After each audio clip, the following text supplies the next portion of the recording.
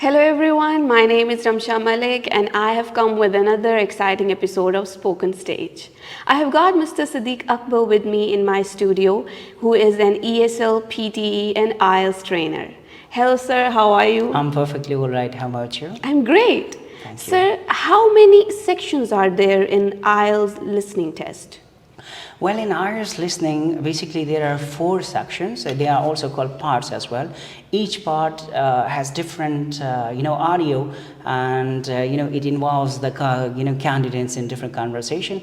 And during that conversation, one has to fish out the answer and will have to write in a booklet. And later, students are given some extra time to transfer the answer to the answer sheet. What general tips are required for IELTS listening test?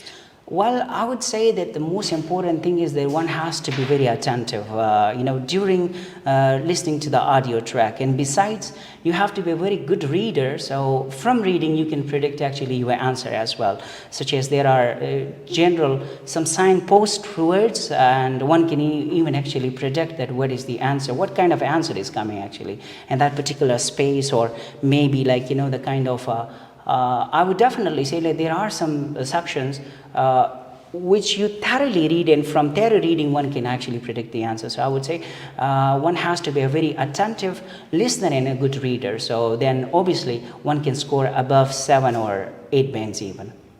I would want you to share with our audience what is included in IELTS listening test section 1. Actually, this is a kind of a section which has got the kind of information, the exchange of personal information between two persons.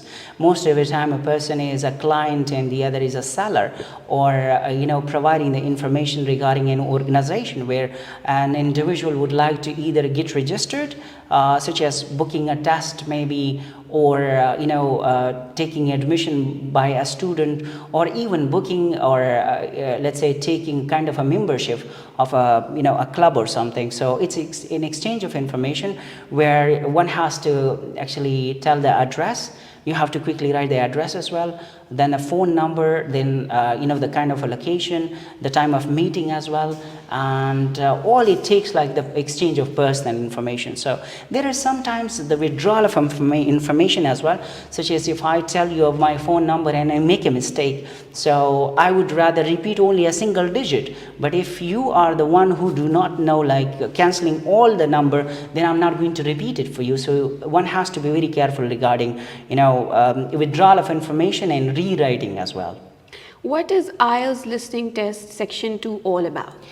Well, section 2 is actually the extended information about section 1, such as like the students has taken admission, then there are further procedure regarding that, what to do, what not to do, or do and don'ts are there. So it's like till 15 or 18, it's from 1 to 18 or 15, it's a kind of the same kind of information, like the nature is different, but it's almost like the section is the same. And then that onward, there are multiple choice questions, or maybe the kind of questions they start changing, and the natures or of the type of the question is also changed.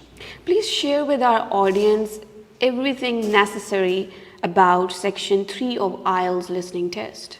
Well, I normally believe that section 3 is the kind of a discussion among the students as well. That is a kind of a discussion where students are discussing, regarding their assignments, submission of their assignments, research, or maybe any topic related to academic. So there are sometimes 3 or 4 individuals who are talking about the choosing of the topic, then the submission of the date as well, then rather than maybe some challenge as well. So one has to first listen to the conversation attentively and find out who is talking to whom, right? Okay, at that particular occasion. And this is most of the time multiple choice question. So for multiple choice question, I would say that first of all, underlining the question, what are the key words in a question, then one has to be attentive, and along with that you have to write and tick mark which one, with the help of the intonation pattern, stress and intonation, one can derive whether one agrees or disagrees. So from that information, one can infer the answer as well. So I would definitely say that, again, attentiveness, reading, and giving focus and heed to the stress and intonation pattern is extremely important. What is included in section 4? I would like to add something in section 3 as well. Sometimes there is, along with the multiple choice questions, there is a labeling a diagram or a map. So for labeling diagram or a map, the most important thing is that one has to know prepositions. If it is a map, so you do have to look at the direction like south, north, east, and west, for instance. Then street names, and then the type, the shape of the building as well. So once you come to know about all these, then labeling map or a diagram would not be that much difficult for a candidate. Please tell the audience, what is section 4 all about? This is the most challenging one, as it is called a monologue. And a monologue, it's completely an academic topic.